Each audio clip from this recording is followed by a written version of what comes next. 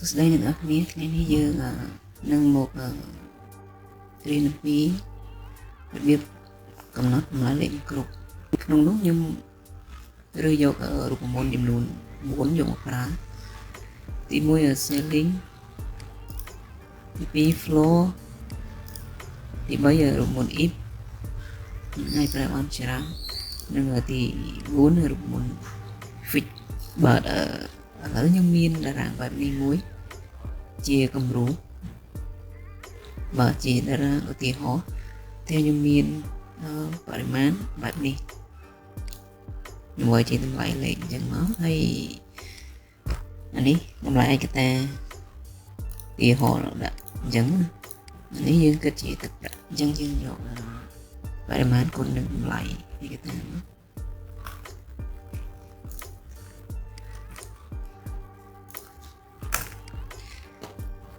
នេះគឺចំនួនទឹកប្រាក់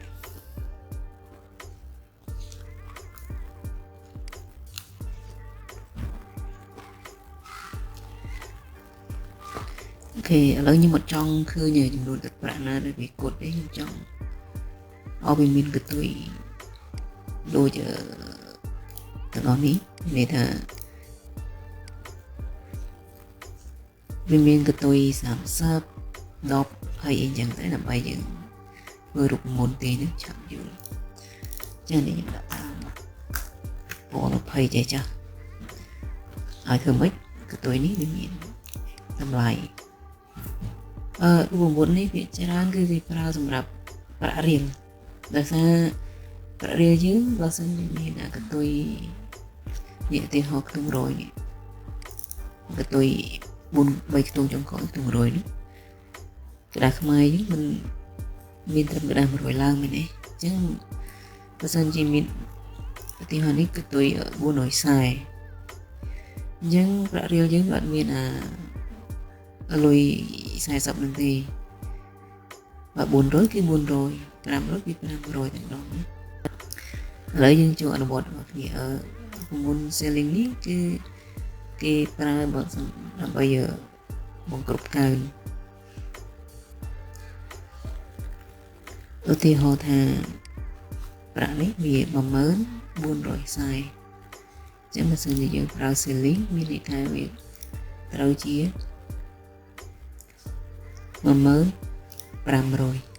អញ្ចឹងចង់ដឹងយើងចូលអនុវត្តរបស់គ្នាដែរអូខេស្មើSEILING បើកមុខជាប់ចុចតម្លៃលេខនេះបងប្អូនតម្លៃលេខបន្ទាប់មកក្បៀស1ឯកន្លែងនេះគឺគេចង់បញ្ជាក់ថាយើងចង់គ្រប់ហ្នឹងជាខ្ទង់100ឬក៏ខ្ទង់10អីចឹងខ្ទង់100ចឹងដាក់100មកបិទមកវិញអូខេឥ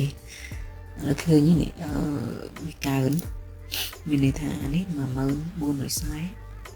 វាទៅជា10500អញ្ចឹងយើងធ្វើរូបមន្ត SEILING នេះគឺវាកើនអូតូម៉ាទិកតែម្ដងឥ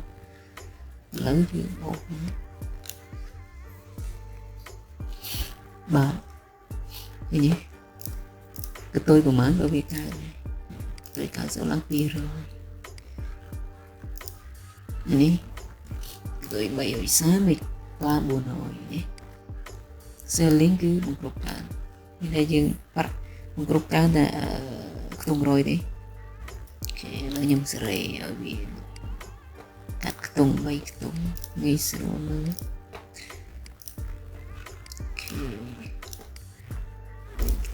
ខាងនេះឥឡូវយើងចូលដល់រូបមន្ត floor បាទរូបមន្តនេះគឺយើងប្រើដើម្បីបង្គ្រប់ចុះអញ្ចឹងចំនួនទឹកប្រាក់របស់យើង10440បើសិនជាយើងប្រើ floor គឺវាកាត់ឲ្យកន្ទុយ40នេះចោលដល់រែកវាសល់តែ400ចឹងមកគ្រប់ចុះឥឡូវយើងអនុវត្តស្មើ floor បើកមុខកញ្ចក់តម្លៃលេខវាខ្ទង់100 លេខយើង3លេខ100វាខ្ទង់100បិទវិញ10400អូខេនេះมันគ្រប់ចុះកាត់កតុយខ្ទង់10នេះចោលទាំងអស់នេះជារូបមន្ត floor អូខេឥឡូវយើងដូចគ្នាចេះកាត់ខ្ទង់3ខ្ទង់ស្រួលមើលអូខេនេះជារូបមន្តទី2គឺបង្គ្រប់ចុះឥឡូវយើងដល់រូបមន្ត if រូបមន្ត if នេះគឺប្រើបានច្រើនមែនតើនោះបងឲ្យតែយើងចេះបំបែកប្រើអីក៏បានរូបមន្ត if គឺសំខាន់យើងចេះបំបែកឥឡូវខ្ញុំយករូបមន្ត if នេះមកប្រើដែរចូលអនុវត្តរូបមន្ត if ស្មើ if បើកមុខបញ្ចុះហើយយើងប្រើរូបមន្តផ្សំមួយទៀតគឺរូបមន្ត រាយហើយដែលយើងប្រើរូបមន្ត រាយនេះរូបមន្ត រាយនេះគឺយើងនិយាយចង់កាត់ហើយក៏ទៅប្រហែលខ្ទង់ដែលយើងចង់កំណត់នេះអញ្ចឹងយើងប្រើលក្ខខណ្ឌ if នេះគឺត្រូវប្រើលក្ខខណ្ឌឥឡូវលក្ខខណ្ឌរបស់ខ្ញុំគឺខ្ញុំចង់កាត់នេះកតុយខាងស្ដាំ2ខ្ទង់នេះបើសិនវាជាចំនួនដែលកតុយខាងនេះកតុយខាងស្ដាំ2ខ្ទង់នេះ50ឡើងចាប់ពី50ឡើងគឺខ្ញុំឲ្យវាចូលរូបមន្ត SEILING នេះតែបើវាក្រោម50ទេខ្ញុំឲ្យវាចូលរូបមន្ត floor អូខេឥឡូវ if ហើយប្រើរូបមន្ត រាយតម្លៃលេខនឹងកាត់យក2ខ្ទង់បិទមួយចោមានន័យថាខ្ញុំយកធំជាងឬស្មើតម្លៃធំជាងឬស្មើ50នេះលក្ខខណ្ឌរបស់ខ្ញុំមានន័យថាលក្ខខណ្ឌរបស់ខ្ញុំចង់កំណត់ថានេះ2ខ្ទង់ខាងស្ដាំនេះបើសិនជាធំជាងឬស្មើ50ខ្ញុំឲ្យវាចូលរូបមន្ត SEILING អញ្ចឹងវាមួយវាយរូបមន្ត SEILING មកតម្លៃលេខដែលយើងចង់កំណត់ចង់បានវាមួយ100ខ្ទង់100នេះជាតម្លៃពិតចុះបើសិនមិនពិតបើមិនពិតឲ្យវាចូល floor ចឹងបើវាមិនពិតឲ្យវាចូល floor តម្លៃលេខខ្ទង់100ដូចគ្នាបើបិទ2ដងអញ្ចឹងរូបមន្ត if នេះខ្ញុំប្រើក្នុងករណីប្រើលក្ខខណ្ឌខ្ញុំប្រើរូបមន្ត if ហើយខ្ញុំប្រើ រាយផ្សំមួយទៀតដើម្បីកាត់កតុយ2ខ្ទង់នេះដើម្បីយកធ្វើលក្ខខណ្ឌអញ្ចឹងលក្ខខណ្ឌរបស់ខ្ញុំដាក់ថាបើសិនជានេះកតុយ2ខ្ទង់នេះធំជាងឬស្មើ50ឲ្យវារត់ចូលរូបមន្ត SEILING នេះជាតម្លៃពិតតែវាមិនពិតគឺវារត់ចូលរូបមន្ត floor អញ្ចឹងវានឹងបង្គ្រប់ចុះចូល SEILING វាបង្គ្រប់កើតមានន័យថានេះឲ្យទៅកតុយនេះកតុយ2ខ្ទង់នេះ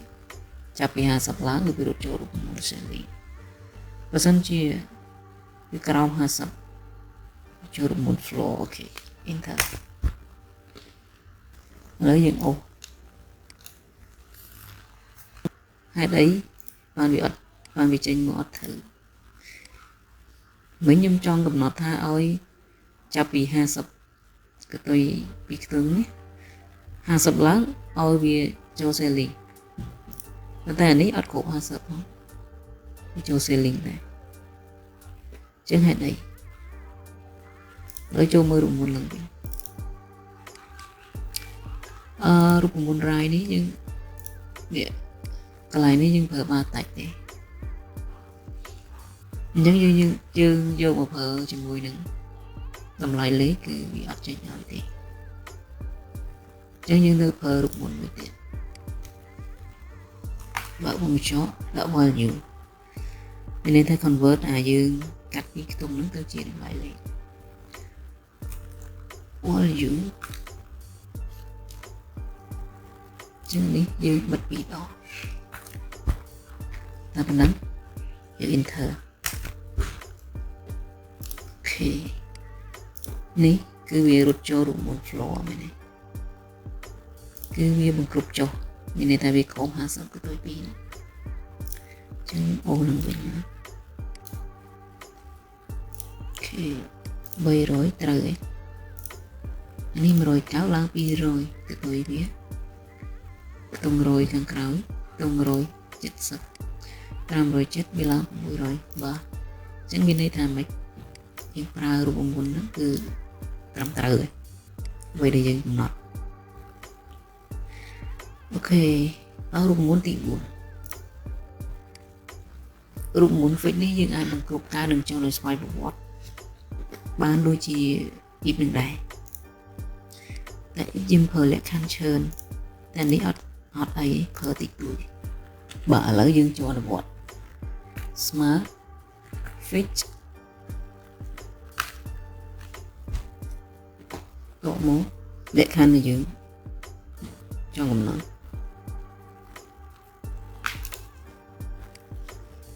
ចុចចំនួនទឹកប្រាក់តបមក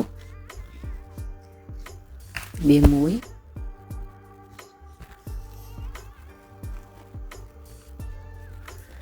រូបមន្តនេះបើយើងចុចធម្មតា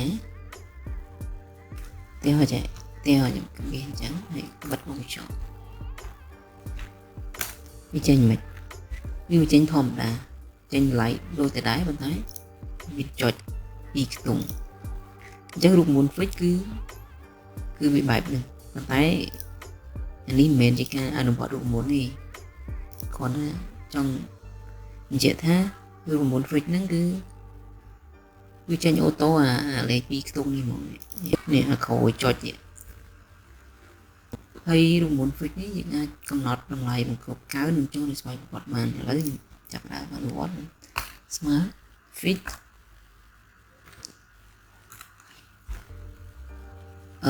តម្លៃដែលយើងចង់កំណត់វាមួយដាក់ដក2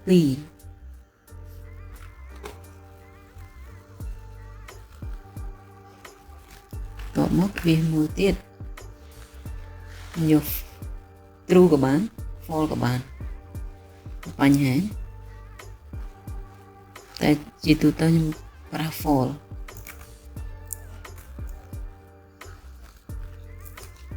អូខេ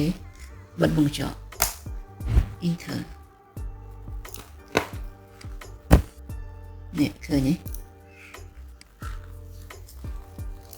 10440វាចេញមក10400ចឹងវាបង្គ្រប់ចុះ direct មានន័យថាក្រោម50គឺវាបង្គ្រប់ចុះនេះក្រោម50ដែរគ្រប់ចុះអានេះលើ50ហើយនឹងចូលទៅ200ណាចាំមើលនេះឃើញទេចឹងគឺរូបមន្តនេះគឺវាងាយស្រួលកំណត់ជាង if នេះយើងចង់ឲ្យវាកើនឬចុះដល់ស្វ័យប្រវត្តិហើយហេតុអីបានយើងនេះប្រើដក2នេះប្រើដក2នេះគឺយើងនេះអាកតុយនេះឃើញទេកតុយ2នេះឥឡូវយើងសាកដក1មកឃើញវាចេញទៅដល់ដក1នេះវាកាត់យកអក្សរនេះសុទ្ធឃើញទេអញ្ចឹង0នេះវាកាត់យកវានៅដដែលនឹងនេះចឹងមកយើងដាក់2ខ្ទង់កាត់2ខ្ទង់កាត់40នេះមិនមែនថាវាកាត់ចោលទេមានន័យថាវារាប់ចំនួន2ខ្ទង់អញ្ចឹងបើសិនជាយើងអត់ដាក់ដក2ហ្នឹងទេគឺវាអត់រាប់ចូលណានេះអា2ខ្ទង់នេះទេអញ្ចឹងវាមានន័យថាចេះមានន័យថាអានេះខ្ញុំឧទាហរណ៍ឲ្យមើលហើយដាក់ format កតុយ នេះមានកន្ទុយចុច2ខាងក្រោយអញ្ចឹងបើសិននេះបើសិនជាខ្ញុំអត់ដាក់អានេះទេអញ្ចឹងខ្ញុំដាក់អញ្ចឹងនៅវាតម្លៃនឹងចេញធម្មតាដូចគ្នាឃើញទេវាអត់ប្រែប្រួលទេឃើញទេលេខប្រមាណចេញមកទាំងប៉ុណ្ណឹងអញ្ចឹងយើងប្រើរូបមន្តនេះដូចអត់ប្រើទៅដែរអញ្ចឹងគេដាក់លក្ខខណ្ឌក្បៀសដក2នេះគឺគេដើម្បីដកអាកន្ទុយ2ខ្ទង់នេះណាដកកន្ទុយ2ខ្ទង់ចោលហើយមកទាញយកអា2នេះដើម្បីបង្គ្រប់ការនិងបង្គ្រប់ចុះ direct ណាអញ្ចឹងរូបមន្តនេះគឺវាទាញ direct តែម្ដងបើសិនជាវាតម្លៃអា2ខ្ទង់នេះខាងក្រោយនេះចាប់ពី50ឡើងទៅគឺវាបង្គ្រប់ការ direct បើធ្វើ49ទេវាគ្រប់ចុះ direct តែមកអូខេ